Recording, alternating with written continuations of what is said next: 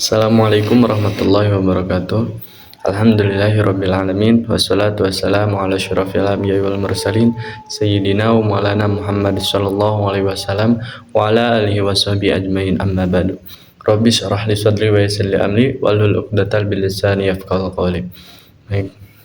Pada video kali ini saya akan menyampaikan tentang kurban, seputar kurban ya, yang dimana saya akan sampaikan itu pertama tentang sejarah-sejarah kurban, syariat-syariat kurban, terus ada syarat-syarat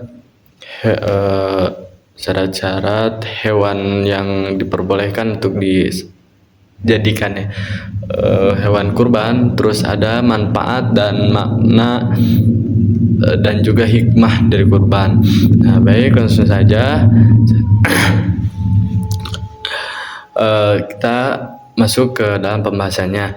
Nah, ibadah kurban ialah dimana suatu ibadah yang dilakukan dengan cara mengorbankan atau mengeluarkan satu hewan, yakni hewan ternak seperti kambing, sapi, dan juga unta dan juga domba. Di selain hewan tersebut, maka tidak boleh memakai hewan yang lain untuk berkurban. Nah, langsung saja. Nah, ibadah kurban merupakan salah satu syariat yang sangat penting dalam Islam. Nah, sejarahnya kurban itu berasal dari kisah Nabi Ibrahim alaihissalam dan juga putranya, yakni Nabi Ismail alaihissalam, yang mana Nabi Ibrahim alaihissalam mendapatkan perintah dari Allah Subhanahu wa taala untuk menyembelih putranya, yakni Nabi Ismail alaihissalam. Nah, dalam mimpi Nabi Ibrahim alaihissalam diperintahkan oleh Allah Subhanahu wa taala untuk melaksanakan perintahnya untuk melaksanakan perintah dari Allah Subhanahu wa taala, yakni untuk menyembelih putranya. Dan Nabi Ibrahim ini apakah menaatinya, apakah melaksanakannya? Ya, tentu Nabi Ibrahim menaati apa yang telah diperintahkan oleh Allah Subhanahu wa taala lewat mimpinya. Akan tetapi perintah ini tentu sangat berat bagi beliau. Namun apalah daya, Nabi Ibrahim kan selalu patut dan taat kepada Allah Subhanahu wa taala apapun perintahnya, meskipun perintahnya itu sangat berat ya. Contohnya seperti perintah yang diperintahkan lewat mimpi, ya ini untuk menyembelih putranya ini. Nah, namun Nabi Ibrahim dan Nabi Ismail alaihissalam keduanya menerima dan melaksanakannya dengan keikhlasan. Nah, namun ketika Nabi Ibrahim akan menyembelih Nabi Ismail, ketika penyembelihannya akan dimulai, nah bukan akan dimulai ya, akan tetapi lebih tepatnya penyembelihan hendak dilakukan. Jadi ketika Nabi Ibrahim melakukan penyembelihan terhadap Nabi Ismail alaihissalam, Allah Subhanahu wa taala menukarkan Nabi Ismail dengan seekor domba. Yang dimaksud menukarkan ini jadi gini ya, ketika Nabi Ibrahim alaihissalam akan menyembelih putranya, yakni Nabi Ismail alaihissalam, ketika senjata yang akan dipakai untuk menyembelih putranya, yaitu ini contohnya seperti golok atau pedang ya. Nah, ketika pedang sedikit lagi menyentuh leher atau kerongkongannya Nabi Ismail alaihissalam, nah maka dari situlah Allah Subhanahu wa taala menggantikan Nabi Ismail dengan seekor domba. Nah, kemana Nabi Ismailnya? Nabi Ismailnya ada dipindahkan oleh Allah Subhanahu wa taala ke dekat Nabi Ibrahim alaihissalam. Nah, dari sinilah muncul perintah untuk berkurban, yang kemudian bagi umat muslim ya, bagi umat Islam yang mampu pada Idul Adha. Nah, jadi dari cerita yang tadi telah saya sampaikan, ini tentang sejarahnya berkurban, ini tentang Nabi Ibrahim alaihissalam diperintahkan oleh Allah Subhanahu wa taala untuk menyembelih putranya yakni Nabi Ismail alaihissalam.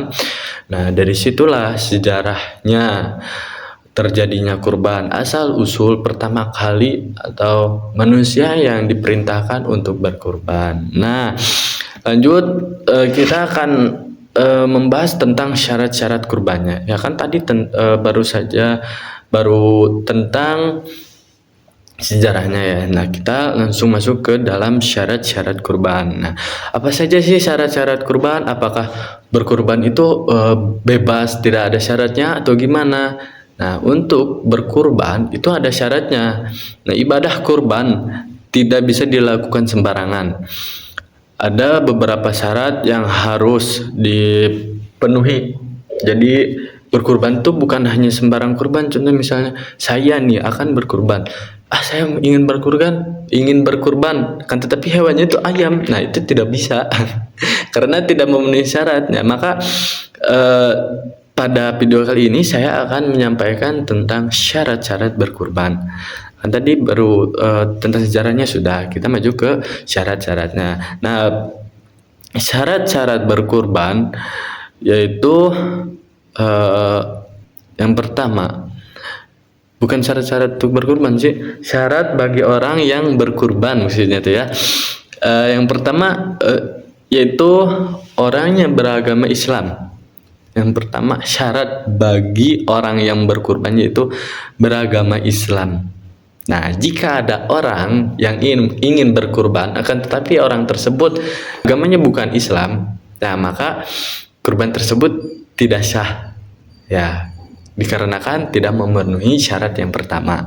Nah, ada juga syarat yang berikutnya, yaitu syarat yang kedua sudah baligh dan berakal. Nah, yang kedua ini yang dimana ketika ada seseorang yang akan berkurban harus memenuhi syaratnya, yaitu baligh dan berakal. Nah, yang ketiga syarat bagi orang yang berkurban itu yang ketiganya ada mampu secara ekonomi. Nah, yang ketiga ini itu mampu secara ekonomi. Yang dimaksud dengan mampu secara ekonomi ini jika orang yang ingin berkurban ini mempunyai atau mampu berkurban, maka berkurbanlah. Jika ada orang yang ingin berkurban akan tetapi tidak mampu, ya maka jangan memaksakanlah ya. Dikarenakan orang yang mampu secara ekonomi ini termasuk dalam syarat-syarat berkurban ya. Nah, kalau misalnya gimana nih kalau misalnya ada orang yang kurang orang yang disebut kaya juga tidak, akan tetapi orang tersebut berniat untuk berkurban, gimana tuh? Nah, dalam permasalahan ini jika ada orang yang ingin memaksakan tetap berkurban, apakah orang tersebut mempunyai bekal untuk makanan sehari-harinya atau tidak? Kalau misalnya orang tersebut nih memiliki harta yang pertama cukup untuk memenuhi kehidupannya sehari-hari, terus beliau mempunyai simpanan untuk berkurban, ya maka diperbolehkan gitu ya. Terus yang selanjutnya ada yang keempat nih, syarat orang yang berkurban. Nah, syarat yang terakhir yaitu kurban dilakukan hanya pada tanggal 10 dan 13 Zulhijjah. Nah, jika ada orang yang ingin berkurban maka berkurbanlah di waktu pada tanggal 10 sampai 13 Zulhijjah. Maka di luar tanggal tersebut, di luar bulan tersebut, maka itu bukan namanya kurban ya. Nah, lanjut saya akan menyampaikan tentang syarat hewan kurban. Ya kan tadi barusan yang saya sampaikan itu tentang syarat-syarat orang yang berkurban. Nah, sekarang saya akan membahas tentang syarat hewan kurban ya. Nah, dalam berkurban ini tidak semua hewan boleh dikurbankan, kan, tetapi ada beberapa hewan yang termasuk syarat dalam hewan kurban. Ya, contohnya seperti kambing, domba, sapi, dan juga unta. Nah, selain 4 hewan tersebut, maka tidak apa tuh? Selain dari 4 hewan tersebut, maka tidak ada lagi hewan yang boleh dikurbankan. Nah, syarat hewan kurban yang pertama itu harus berupa hewan ternak. Nah, apa yang tadi telah saya sampaikan yaitu tentang hewan, yaitu seperti kambing, bukan seperti sih, emang kambing gitu ya, domba, sapi atau unta. Nah, itu tuh termasuk hewan ternak. Di luar itu maka tidak boleh. Gimana kalau misalnya ayam, kan ayam itu termasuk hewan ternak. Nah, untuk permasalahan ini, ayam memang hewan ternak, namun tidak termasuk dalam syarat kurban ya. Terus yang keduanya ada syarat hewan kurban, yakni tidak boleh cacat. Ya, cacat itu seperti buta, pincang, atau kurus dan sebagainya. Tidak buta ya, atau pincang. Terus yang terakhir itu tidak sangat kurus. Ya, gini aja ya, kalau misalnya kita berkurban dengan memakai hewan, contohnya seperti domba gitu ya, hewannya nah, domba tersebut kurus banget. Terus sama kita tuh dijadiin hewan kurban. Nah, kalau misalnya menurut saya, bukan menurut saya sih, kalau misalnya kita berkurban dengan hewan yang sangat kurus, apa yang akan dibagikannya? Kan tidak ada ya, kan. Sedangkan gitu ya, kalau misalnya kita berkurban, melaksanakan berkurban, yang diambil manfaatnya itu dagingnya, yang dimana daging domba tersebut, daging hewan yang kita kurbankan tersebut akan dibagikan kepada orang yang membutuhkan. Contohnya seperti fakir miskin, terus orang-orang yang sedang mencari ilmu dan sebagainya ya. Nah, terus yang selanjutnya ada syarat hewan kurban yang nomor 3, yaitu harus cukup umur. Nah, dalam syarat hewan kurban, kan tadi hewan yang diperbolehkan untuk dikurbankan itu ada 4 ya. Yang pertama ada domba, kedua ada sapi, ketiga ada kambing, terus keempat ada unta. Nah, untuk keempat hewan tersebut memiliki batasan-batasan umur yang masuk ke dalam syarat kurban. Nah, yang pertama itu domba ya. Nah, untuk domba minimal berusia 6 bulan. Nah, jika misalnya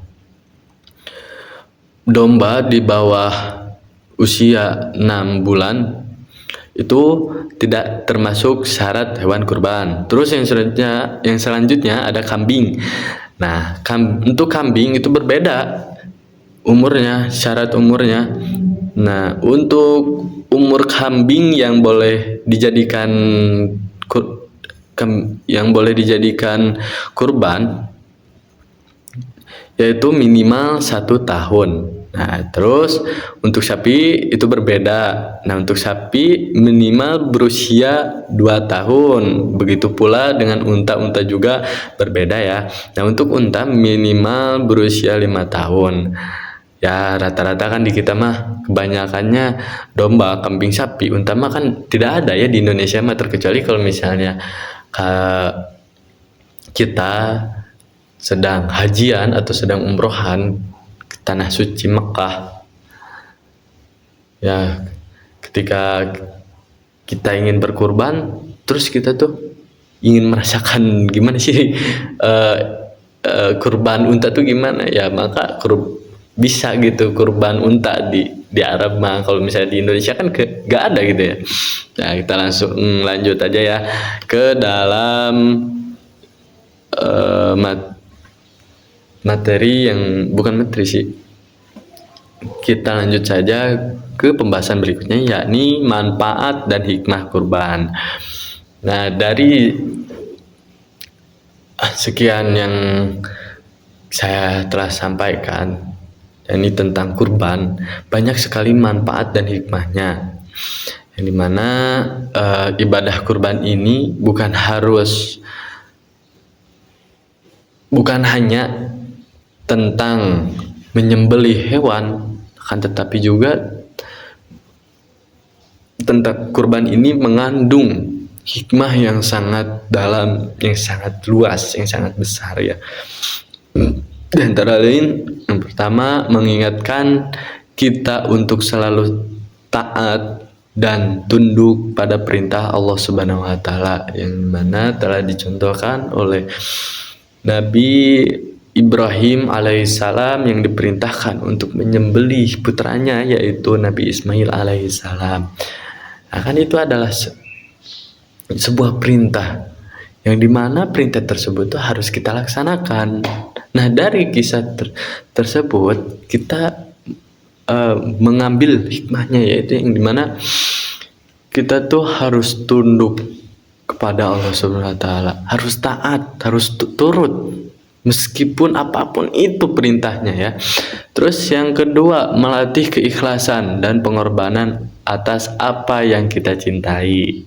Nah, kan dalam kisah Nabi Ibrahim alaihissalam dan Nabi Ismail alaihissalam itu menceritakan tentang Nabi Ibrahim yang menyembelih putranya ya. Nah, di mana dalam kisah tersebut memiliki makna, tersirat makna, yaitu tentang mengikhlaskan apa yang kita cintai.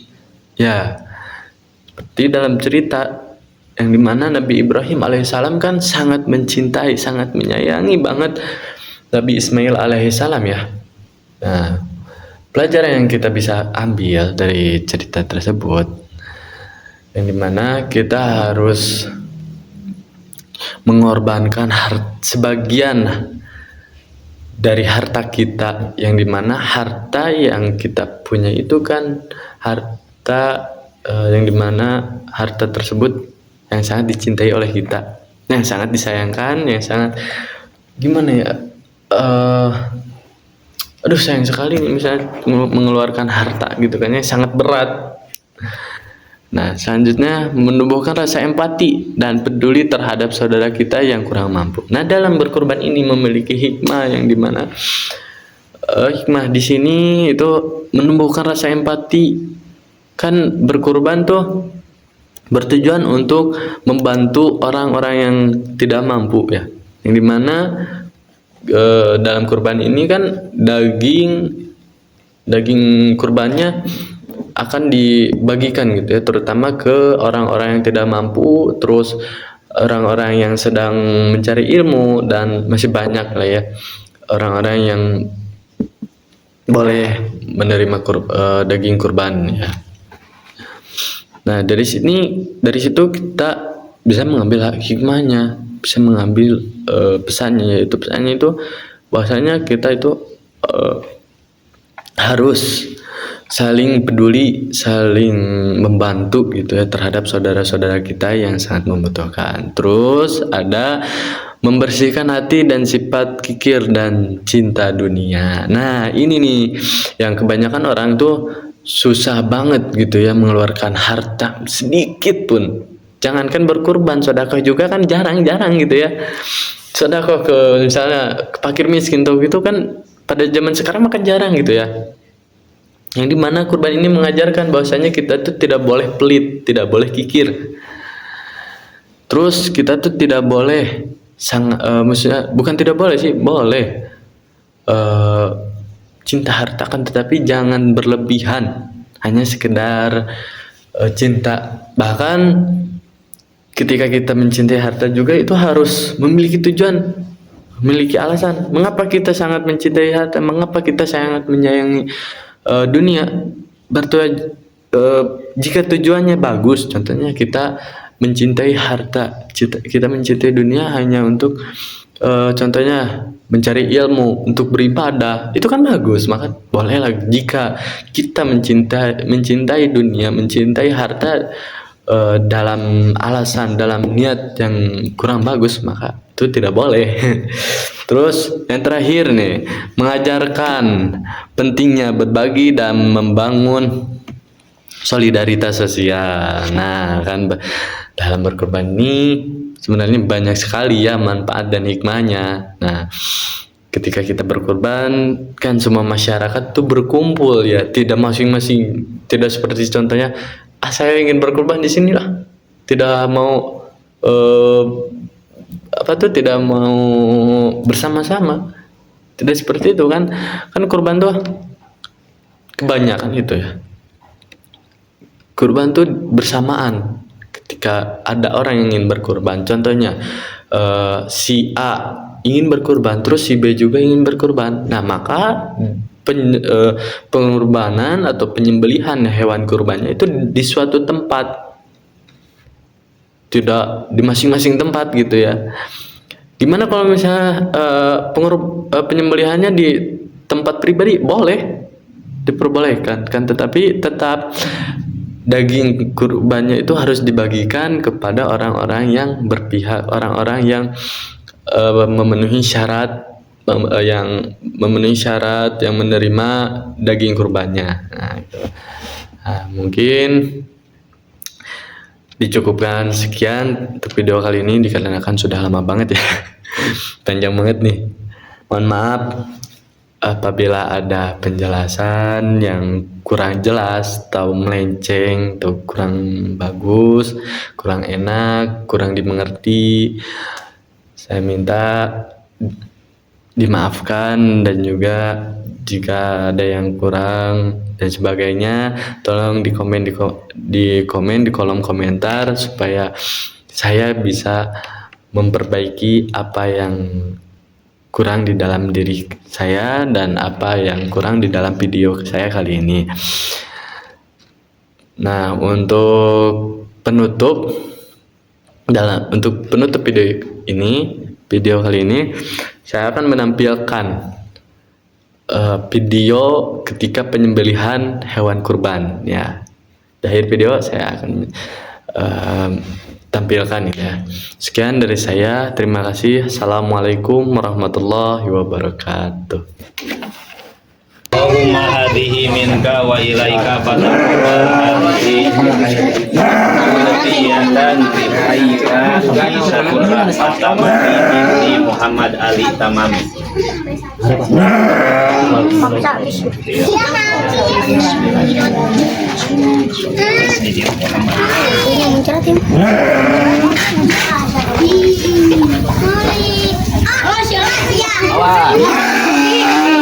Awas.